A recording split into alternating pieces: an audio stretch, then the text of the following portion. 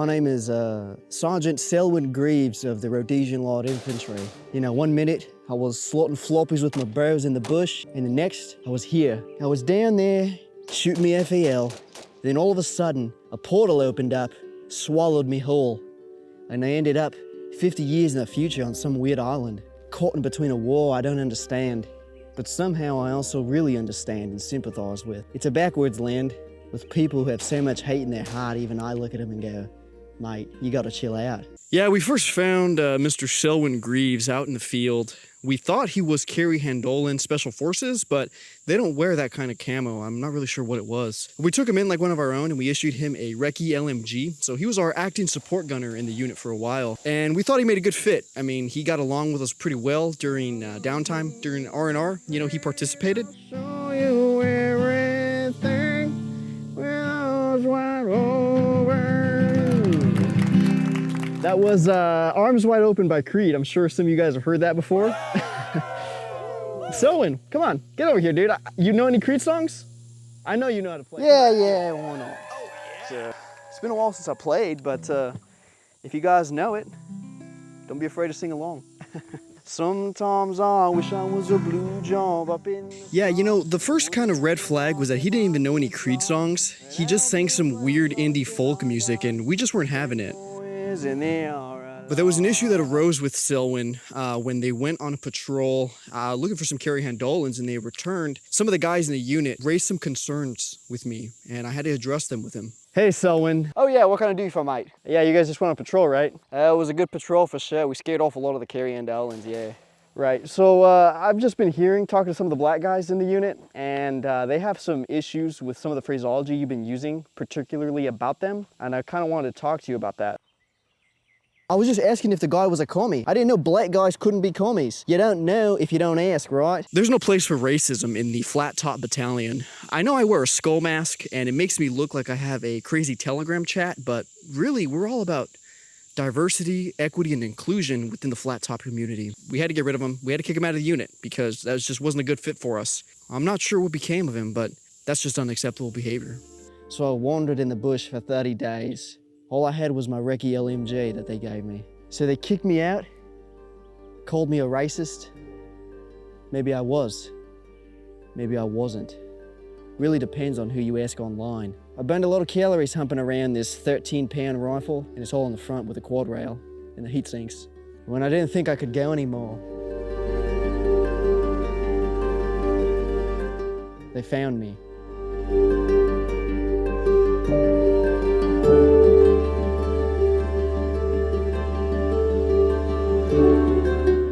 I was finally where I belonged. I realized I had my hate in the wrong place. Instead of hating different cultures or political affiliations, we ought to be hating people based on the little things, the things they buy, what kind of guns they shoot, what kind of ammunition they like. And once I realized I could hound my hating like that, I became a new man completely. So I got them the training they needed, and they gave me the training I needed, but it wasn't until I realized I needed to use the flat top to defeat the flat toppers that I really truly found myself.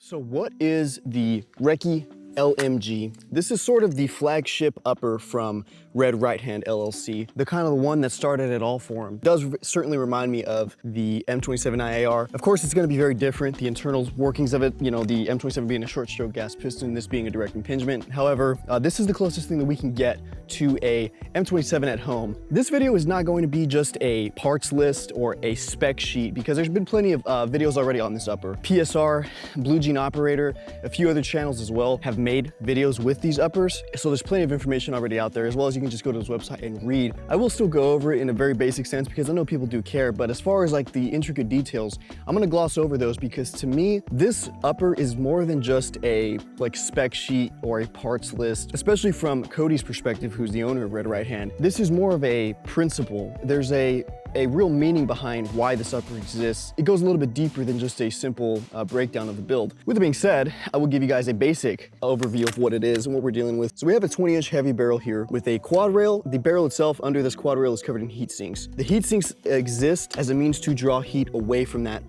barrel, so you can get this gun a little bit hotter for a little bit longer than you could a standard, just like if you went and picked up a normal H-bar. We've got a, I believe this is actually a additive manufacturer carrying handle here, and that actually does aid in the weight.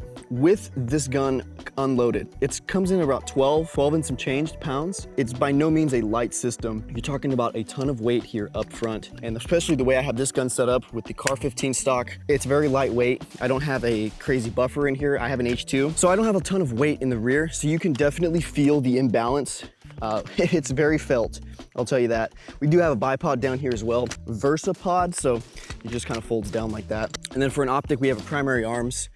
I don't remember the exact name of this. We have their kind of version of an ACOG. This is an ACSS Aurora reticle. I'll tell you, it looks cool. It looks kind of like an off-brand, kind of like in the Modern Warfare Reboot series when they couldn't really make an ACOG because of licensing reasons, so they made like a knockoff.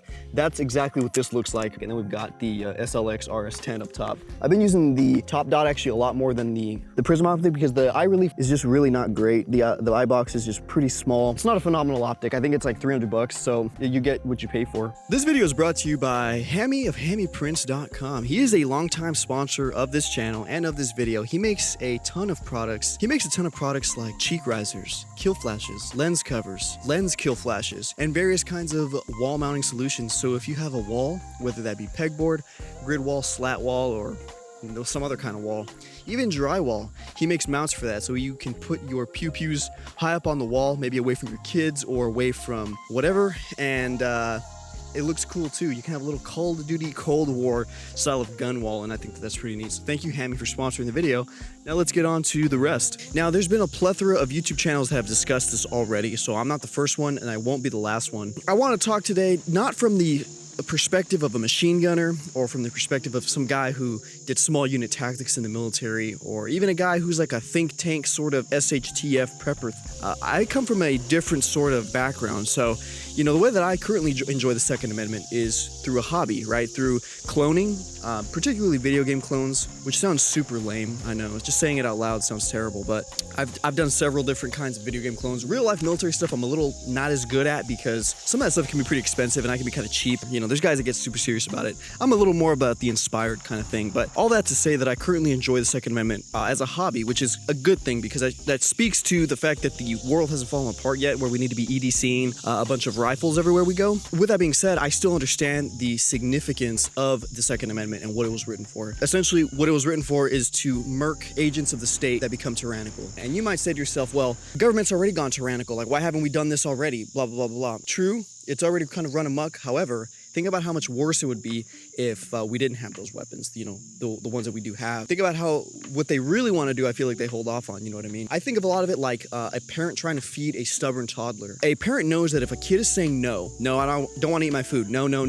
that they pretty much have no power, and that the only way to be able to, get that kid to eat is to convince them it's in their own best interest, and to sometimes lie to them. Hey, Santa Claus isn't going to get you any gifts if you don't eat your food. Things like that. Some parents negotiate with their kids. Don't really believe too much in that, but that's something that people do. You got to come up with creative ways to convince them. Now imagine if a toddler could shoot you. You have to get really creative, and you have to start to really spin the psyop to convince your kid to eat. And that's how the government is. They know that we're armed. They know that they can't just outright be tyrannical, so they have to be very creative. And they end up doing that by gaslighting you, trying to convince you that whatever nonsense they're trying to implement is in their own best interest. It's all consent-based is what my point is. So, you convince half the population that this bad thing for them is good for them, and then they're going to be fighting with each other on Facebook for et cetera, et cetera. I'm ranting about the current state of the world. But okay, so that's kind of where a company like Red Right Hand steps in. So ideally, we're able to own all the same weapons the military has because that's what the Second Amendment was written for. We just went over that. But we don't have access to MGs and repetition fire. At least transferables exist, but they're few and far between. So what are we supposed to do? We just have a bunch of semi-automatic rifles. Well, military has much better logistics, small unit roles and things like that, grenadiers and MG gunners, DMR, sniper type guys, whatever, et cetera. Well, we can try and translate that to the civilian civilian world, but it's going to look a lot different. Our snipers are probably going to be a lot of like old dudes who hunt and have Ruger Americans and Savage Axis rifles. Those are going to be our elite sniper guys. General infantry is going to have a bunch of like PSA Freedom rifles, and then you're going to need something like a light support gunner. The problem with that is that we don't have access to repetition fire, MG style of guns, M249s, M240s, RPKs, RPDs, etc., etc. It's getting a lot better with FRTs and super safeties, and that's where I think a company like Red Right Hand comes in. So he has an SOT, and he's able to own, he has MG lowers and everything. So he built his uppers to be able to be put on those SOT lowers, but we don't have access to that. And for the longest time, those guns were semi-automatic, get a good Geisley trigger or a good Hyperfire, I think is what it is. So for the longest time, it was like, okay, let me buy this expensive upper and put it on a semi-automatic lower, and that was kind of lame. But now we have super safeties and FRTs. People are now starting to see like, hey, maybe if we do have our little group of, let's say, church friends that we all like to go shooting, maybe we designate one of those guys to be the support gunner, right? He's a big dude, he can carry the most ammo, etc., etc. And that's kind of what Cody has made this upper for. Now, I would be lying to you if I told you that this upper was for everybody. Nocturnal Night Fighter on Instagram, he's all on YouTube as well. Give him a follow, he's pretty good. He's a true believer in the light support weapon civilian auto rifle concept. But he was the one who brought it up. He said, this is not a trend, because a trend is usually easy. It's usually quick to get into, and you do it for a week and whatever. Bag gun, little kinds of trends that come and go, different optics and stuff. The light support weapon requires you to be dedicated to the craft. You have to know how to implement that gun. You have to be able to carry a lot of ammo. The gun itself is heavier than your normal AR-15 because the barrel is covered in heat sinks and a quad rail, 20-inch, typically. He makes other barrel lengths, but his most famous one is the one that we have here. It's a 20-inch barrel. So you're talking about maybe 12 to 15 pounds, of a gun, depending on how you set it up. So it can get pretty heavy. And he was pretty much saying that it's not a trend because trends are easy and no one's going to want to, put themselves through that kind of stuff just for Instagram clout. And I tend to think that that's probably true. And that's why it's not for everybody. I like Cody. I want his business to succeed. He's a friend of mine. But we have to be realistic with, I don't see the average gun owner going and get one of these, because the average gun owner, you got to think, is probably like a dude whose like son got him a like a Palmetto State Freedom rifle for Father's Day. And they got like Magpul flip-ups and they went to the range and they shot it. Maybe they got like a shotgun and like a pistol they carry around. But the average person isn't thinking about like these like super tiny details about how do I implement this AR-15? How do I upgrade it to be a light support weapon and blah, blah, blah, blah, blah. The average person is just not thinking of that. Now let's talk a little bit about cost, because to me, cost is an important thing because I'm a consumer, like I said. Consuming has kind of gotten like a bad rap recently, and rightfully so, because there's a lot of slop out there. We all consume something, and what you consume and who you support is very important. So as a consumer, and as somebody who's a hardworking American who has a real job outside of YouTube, when I go to buy a product, I have to make sure it's worth my money. And to be honest with you, this is not an upper. To me, I think it's very cost prohibitive. I hate to say that because I like Cody, but you really got to want what this is. And some guys really do. Me personally, I don't really want to be a light support gunner because you got to carry ammo. It's heavy, you know what I mean? I don't want to be carrying all that heavy ammo. I don't want to be, laying down support, cover fire for people when, I'm the target now. I'm the machine gunner. They're going to be aiming for me. I don't know how to employ such a weapon smartly. I don't know small unit tactics like that. So it's not on my radar as of right now to become a light support gunner. They're fun guns to shoot, especially with an FRT or a super safety. It's a big, heavy gun. You feel like you're laying down a lot of fire, quickly. The recoil is light because of the adjustable gas system and all the weight up front. You got to think here, the cost of one of these things, for one of them, is a little bit more than my mortgage to actually set the gun up the way you want it to, because that's just the upper. We're talking about potentially 2 mortgage payments here. Okay, now you got to get a lower. If you don't have a lower already, you got to get one of those, a little bit over a Benjamin. Then you got to think about the trigger. Running a semi-auto mil-spec trigger is very lame. Why spend all that money and not get a good trigger? So then you got to go dump, between 1 to 3 Benjamins on a super safety or a FRT. Then you got to outfit the lower the way you want. Okay, well, do I want this grip? Those are minor expenses, but they're expenses nonetheless. I probably want a heavier stock because I want to balance out the weight of that 20-inch gun up front. So let's get a heavier stock. Okay, let's get a B5. All right, there's another Benjamin. So the costs really start to add up, and we haven't even started to talk about optics yet. If you want an optic that's going to hold up to the repetition fire that this thing is capable of, not the upper, the lower, and the configuration that you set it up. Now we're talking about, okay, what kind of optic are we going to get? Primary arms on the low end. On the high end, your big name manufacturers. So we're talking maybe 30 Benjamins when the whole thing is said and done. somewhere around there, I would say. And that's pretty much all I've got to say about the Red Right Hand LMG. I like Cody. I believe in what he's doing, and I think we do need those guys out there that know how to implement these kind of weapons in an emergency kind of situation. It sounds very LARPy because, you know, I'm not really about that SHTF. I think that something that is possible is take like a band, for example. You have a guitarist, bassist, singer, you know, drummer, etc., work together and they kind of practice together. Now, if you take that kind of principle and you make a gun band, let's say, so you got a group of 4 guys, they got ARs, you know, they kind of agreed upon the direction on how they're going to train, they practice together, they have fun together, maybe they go to church together, whatever the case is. But you have this sort of band of guys with guns, a band of bros, if you will. Maybe, you know, you have a mutual group like that, you guys pool funds together to say, hey, we got to get Jimmy an IAR. He's agreed to be the support gunner. I think that that's something that's very realistic and very possible. Everybody puts 5 Benjamins together and says, hey, we're going to save up, we're going to get this and we're going to use it because we think it's really good for training. It could be like between you and a brother, a couple family members or whatever. I know people have trusts like that, NFA trusts.